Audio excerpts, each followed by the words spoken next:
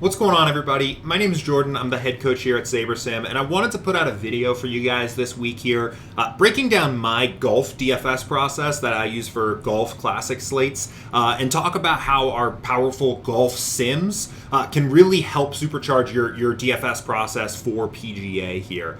Before we get started, a couple notes. So one, our model and our simulations for golf are brand new for the 2023 season. I did an interview live stream with our data scientists, Will and Eric, who broke down all the hard work they've been putting into the model during the off season here. And there's a link to watch that in the description of this video here. So definitely check that out if you're interested in learning more about how the sims actually work. The other thing I wanted to mention before we jump into my actual process here is that in all sports, every DFS contest selection and bankroll management are king. So if you're not already, I recommend following the DFS profit plan for contest selection. There's a video in the description of this one as well that breaks down our contest selection and bankroll management tips there. But let's go ahead and just dive in here. So one of the things that I think is really valuable for Golf DFS in particular is having these tournament simulations, right? So we're going through and actually simulating out this tournament thousands of times. And while that allows us to generate very good average projections for golfers, the sims go far beyond that, right? So we can pull up a guy like Jason Day here for this week's Amex tournament and see that while his projection is 73.38, right, we actually understand the full range of possible outcomes for Jason Day. And when you actually build your lineups using SaberSim, you're going to pull in real simulation outcomes into your lineups. That's going to let you actually access upside for these golfers as well as downside. I think that's one thing that's really unique about golf with the cut. Most events here have the cut. You've got this downside potential where you can have a guy that projects very well on average based on his salary, but maybe there's some downside, some risk there that you want to be cautious of, or maybe some potential hidden upside for guys that maybe are particularly playing well or have a good course fit or something like that here. So let's go ahead and jump right in. The first thing I want to mention is that when it comes to my particular process, I don't do a lot of actual individual research into these individual golfers, right? And that comes from the fact that our model that is working behind the sims here is very robust already. We're taking into account individual golfer skill level, how well they fit into the course, their course history, all of these different things to come up with very powerful ranges of outcomes here.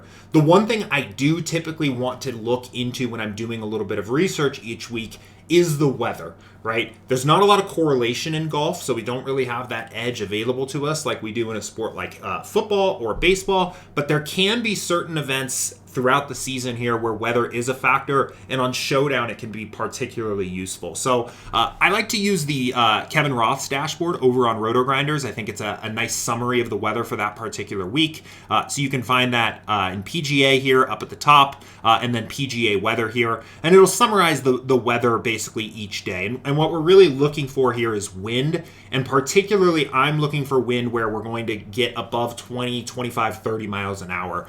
Light winds, anywhere from like 0 to 15 miles an hour, typically to me isn't really worth adjusting for. But if we do get weather that's like 20, 25 plus mile an hour winds, that's typically something that I do want to adjust for here.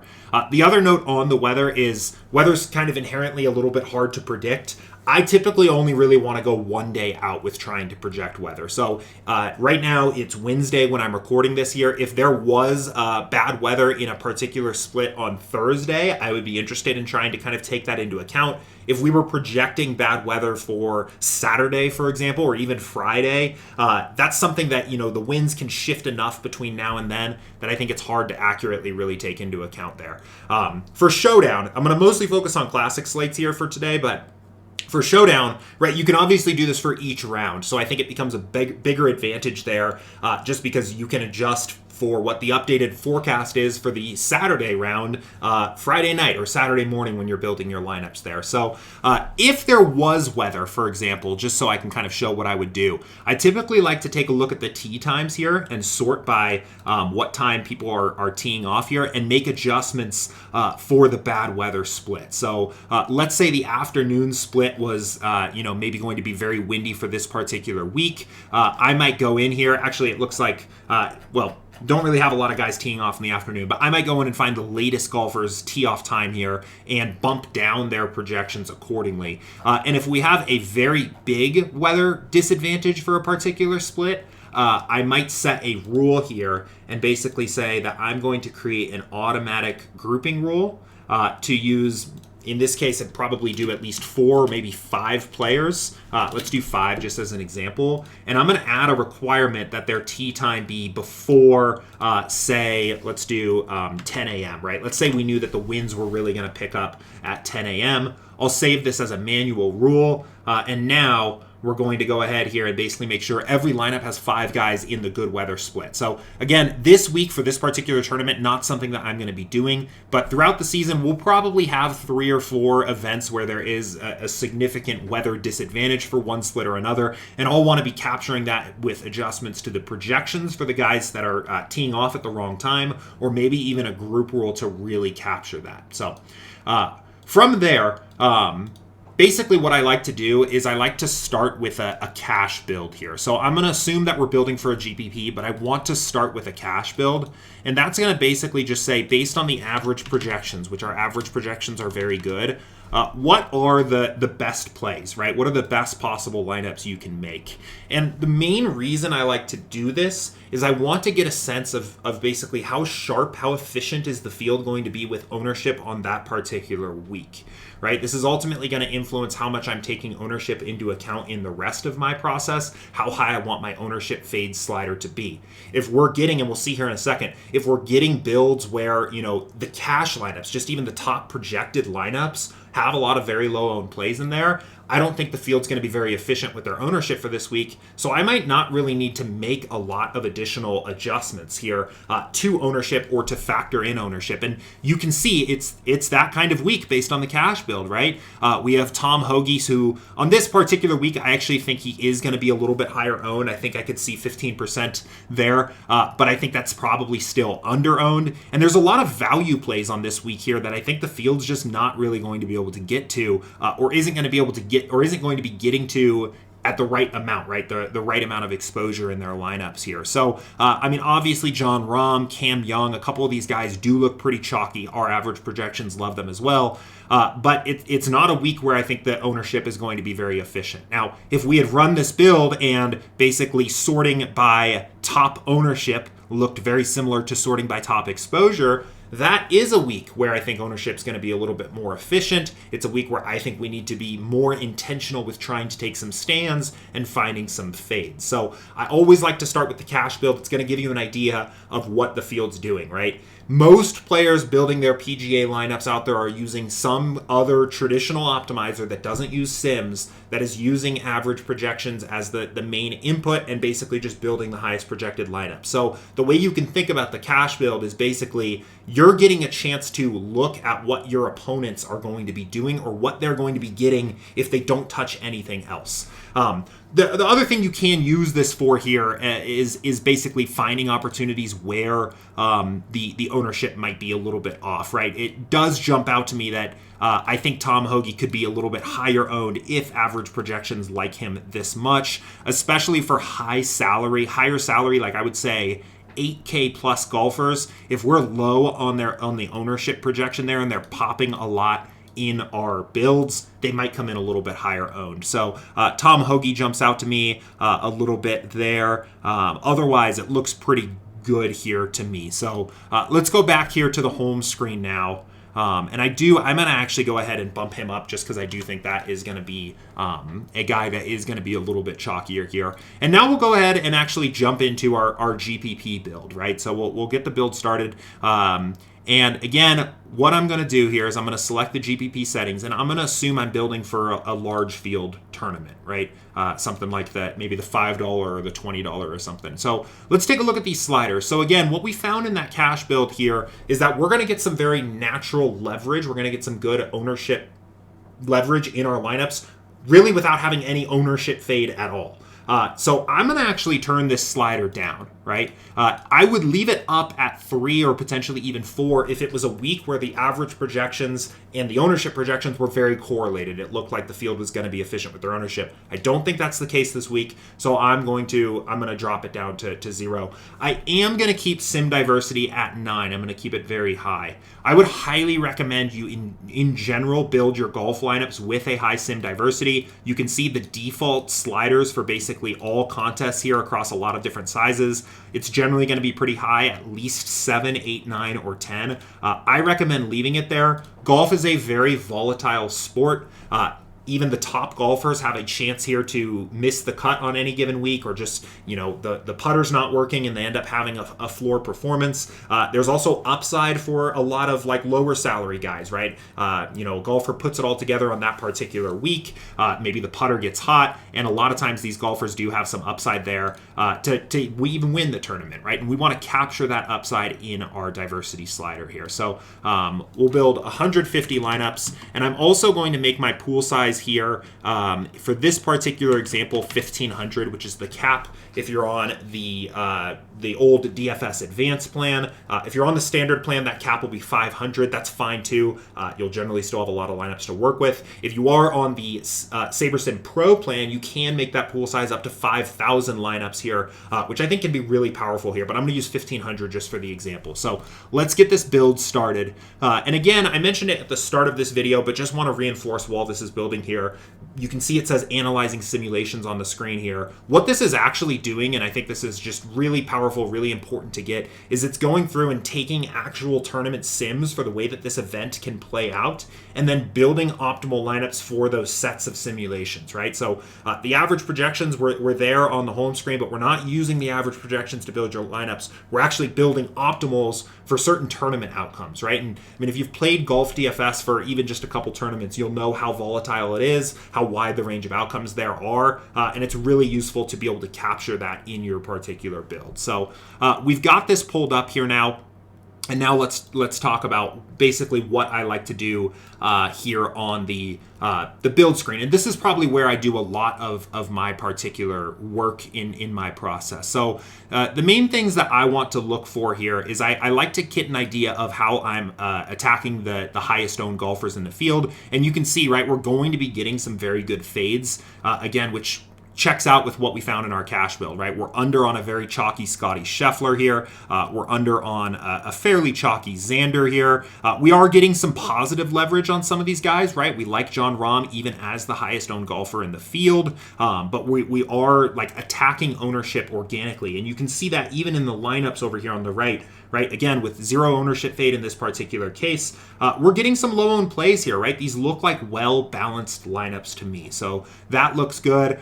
A couple other things that I like to look for on the ownership level, or a couple things that I might want to do. I'll go back to the cash build here, and I want to get a sense of just what are the absolute chalkiest lineups that people could build and how high owned are they. So you can see here, even some of the highest projected lineups here still have a couple of these low owned golfers in them, but it looks like the chalkiest builds in our cash build here are coming in at an ownership sum of about 104. I may go ahead and do some light trimming of my lineups here just to make sure I'm still getting under that and still really playing some lineups that, I don't need to do a ton with ownership for this particular event, but I also still want to make sure I'm not playing the absolute chalkiest builds here. And especially for 150 lineups, I'm not going to have time to spot check and make sure every single lineup has the right amount of ownership leverage I want. So I'm going to add a filter here, and I'm going to go ahead in and I'm going to basically say show lineups where the ownership is less than, say, 95, right? The chalkiest builds in the cash build were about 104 ownership sum. I want to be a little bit under that.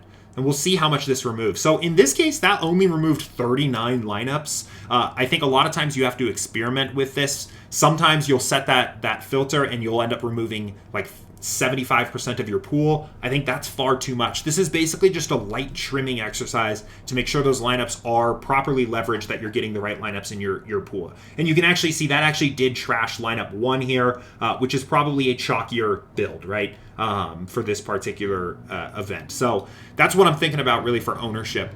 The last thing I want to do here really is make sure that I'm properly diversified, right? Any golfer has a fairly realistic chance to miss the cut, especially any golfer below like the 10K range. Even those 10K golfers can miss it here if they have a bad week. It's a volatile sport, I've mentioned. I really want to play a pretty diversified style with my golf lineup. So there's a couple different ways you can do that. I think it kind of depends on your particular approach and your process. So the first way is to look at your leverage basically and see, how much over the field are you getting to some of these top guys. And I'm particularly cautious of this with very cheap like value type plays. Those are the kinds of plays where projections are very fragile. And I also want to be pretty spread out, right? I don't want to be well over the field on any 6K golfer. So honestly, this actually doesn't look that bad to me. You can see that we're getting some leverage on Kevin Yu and David Lingmerth, but we're not like 50% of our lineups are having some of these guys in there, so that feels pretty good. But one thing I could do if I wanted to get a little bit more diversified here would be adjusting the projections or setting a max exposure here. And adjusting the projections is kind of a good way to get an idea of how fragile are these projections, right? How much does my exposure move when I change this? So let's say that Kevin Yu does look a little bit high there, 27% of my lineups. If I just knock him down 1 point, you can see that has I drop 5% of my exposure almost immediately. If I go another point here down, I'm still going to be getting over the field here, but you can see that projection is somewhat fragile to adjustments. So I may go through here and knock down, Ben Taylor is a guy that's popping now, and make a couple adjustments to player projections here just to make sure I'm a little bit more spread out on some of those value plays. If you have a sense of how much exposure you just want to a particular golfer, you can make that adjustment as well pretty easily here. So maybe, David Lingmerth looks like coming in at sub 1% owned, pretty good value play, but maybe we only want 10% max exposure here. We can go ahead and make that adjustment. So a really good data point or a couple good data points to use when you're deciding how much exposure you want to a particular golfer. There's two of them. One is comparing to the ownership projection, and the other is looking at the pool exposure here. So for example, with the Lingmerth example here, right? Actually, let's go back to Ben Taylor, right? So let's say we want to use these two as a data point. So a couple things. One, if the sims like a particular golfer, a lot of times I'll still want to be over the field, but I don't need to be 5x, 6x, 7x over the field on these guys. If he's going to be 6% owned, I'm getting 3x the exposure of the field here, which is still going to give me some leverage without making me, put 50% of my lineup equity in this particular contest all in on Ben Taylor. I could go a little bit lower than that and say I want to be 2x the field and set the max exposure to something like 12, and that would also work here. We can click apply and set that max exposure there. The pool exposure can also be pretty useful here. This is basically going to tell you how many lineups in your pool, your set of optimals for different tournament outcomes, have a particular player in them. So let's say you're looking at this here, and maybe Tom Hoagie's starting to look like, wow, that's kind of a lot of exposure here, right? We can kind of use these two numbers together and think how much exposure is appropriate to this guy, given the fact that, let's say, there's a little bit of uncertainty with his ownership projection, but let's say he's coming in at around, 20%, 15 to 20%. He's showing up in 23.5% of our optimals. Maybe we're a little bit more comfortable with an exposure of, say, 30% there to Tom Hoagie, where we're still getting leverage over the field, but we're matching his optimal rate a little bit more. One of my favorite ways to diversify, and in fact, probably the main way I diversify on most particular slates here, we'll reset these max exposures here to bring everything back. Let's actually just go ahead and reset everything here so I can show you this fresh. But one of my favorite ways here to diversify, especially if you're not opinionated on individual golfers, is to use the Min Uniques player option. The Min Uniques is really powerful because basically what it's going to do is it's going to make sure that your portfolio of lineups that you're actually playing with in the contest are properly diversified from each other. Right? You don't need to go too crazy with this in golf where you only have 6 players in a lineup, but you can very easily just make sure that your lineups you're not playing a ton of lineups that have basically the exact same core and trying to finish 1st, 2nd, 3rd, 4th, 5th, 6th, 7th, 8th, 9th, and 10th in the contest, right? That sounds pretty good until you realize that far more likely than that happening is all of your lineups not even cashing or something like that, right? I think diversifying your lineups and giving yourself as many opportunities to play profitable but diversified lineups is really important in Golf DFS here. So what I might do is just start increasing this min uniques players a little bit here, and you can see that's going to start dropping basically all of your player exposures here as your lineups become more diversified. I think even just setting this to 2 for golf is a pretty good idea. What that's basically saying is none of your lineups in your 150 set are going to just be a 1v1 compared to another lineup, right? Every lineup has at least 2 players separate from each other. The fewer lineups you're playing, the more and more I'm going to want to use this, right? At 150 lineups, I might only keep it at 2. But if I was only playing 20 lineups, maybe you're playing like the $3.20 max, I think there's even an argument to increasing this to something like 3 and saying every lineup must be at least a 3v3 from each other. And one thing that can be kind of useful from that is you get an idea of how stable some of the sims are and some of the projections are for some of these guys, right? You can see for this 20 lineup build with 3 min unique players per lineup, we're still getting 90% Tom Hoagie, 50% John Rahm, which is basically saying that SaberSim, the Sims are willing to sacrifice exposure to almost every other golfer except for Tom Hoagie just because he projects so well compared to his salary. So the final note on the min uniques things I want to mention is you can get a general sense of how far into the pool you're having to go to reach those min uniques by just scrolling down here. So you can see for this 20 lineup build, we're only at lineup 72 based on Saber score with getting 3 min uniques. So it's pretty easy for us to get that diversity. If we bump this back up to 150 here,